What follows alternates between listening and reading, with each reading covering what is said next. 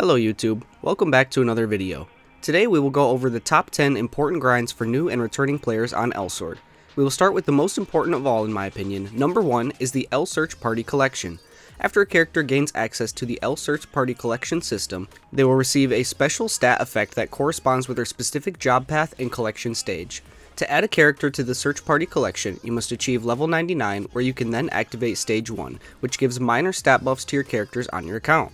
To further increase the stats gained, you will finish 3rd job and master class. Essentially, you will want to level every character and job path on your account, and you will gain over 40 different buffs to your account overall. Do note, in order for your character to utilize these buffs, they must also have the Search Party Collection unlocked themselves. I personally recommend making some time to level characters and finish job quests each and every day that you play, especially if you are just starting out. This can also be a great way to figure out what type of characters you like to play if you are still deciding on a main character or possibly an alternate second character you wish to gear up in the future.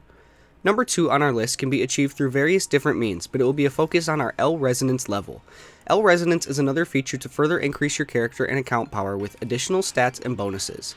It is an additional leveling system that is unlocked upon reaching level 99, noted in parenthesis next to your character's level. The higher your L Resonance level, the more stats you are able to passively obtain. Depending on your account's current progress, different dungeons will be utilized to maximize your experience gain. I've made a separate video going over how to grind for EXP efficiently, so be sure to check that out if you have any questions. Number 3 on our list is Professor Fo's Guide.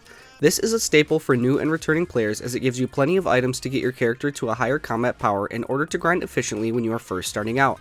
I cannot recommend enough that once your character is at level 99, you should finish the Professor Fo 1st through 5th growth guides.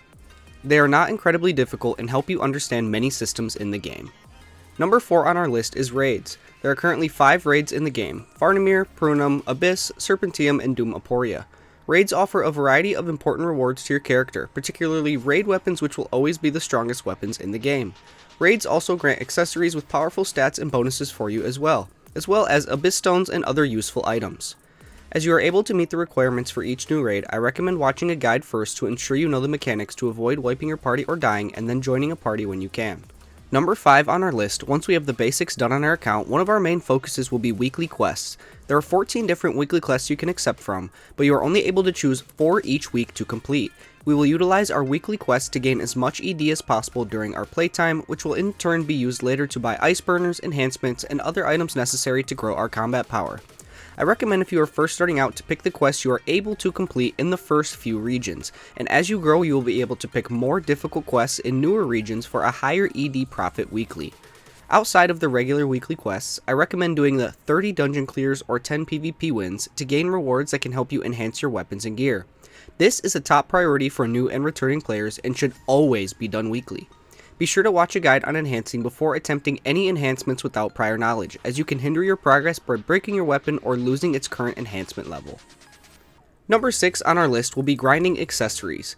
I would recommend Dimension of Sinister Intent to start, followed by El Reno Dungeon accessories, and then the Master Road Dungeon accessories. Some of these will be obtained from doing our Professor Fo quests, so prioritize accessory slots that you need to fill. This will also tie back into number 4 on our list, as Raid Dungeon accessory sets are considerably some of the strongest and should be used in a 3-piece set.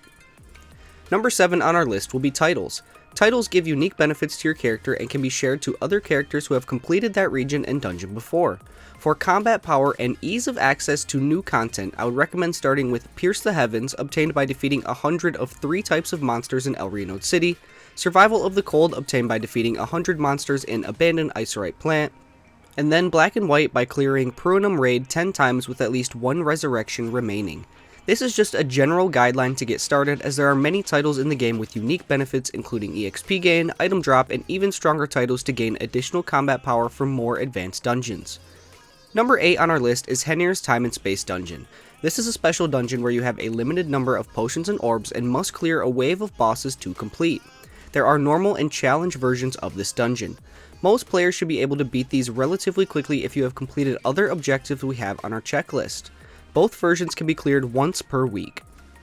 This will drop time and space fragments, which are then used to upgrade and craft unique force skills.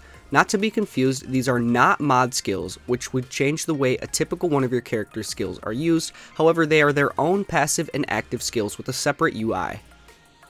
Number 9 on our list is event dungeons. Surprisingly, event dungeons can be quite lucrative, especially as a new or returning player. We are able to obtain some decently strong pets, potions, consumables, and other fun goodies like costumes and costume suits. I recommend adding a few of these to your daily routine to further optimize your account. Number 10 on our list is Heroic Dungeons. Heroic Dungeons are a mode where normal dungeons have their difficulty increased for specialized rewards. You're able to run one a day without needing a heroic entrance ticket, but for further runs this item is required.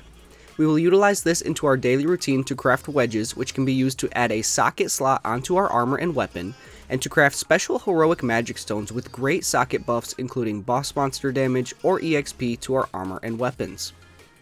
As always, thank you so much for watching and have a great day.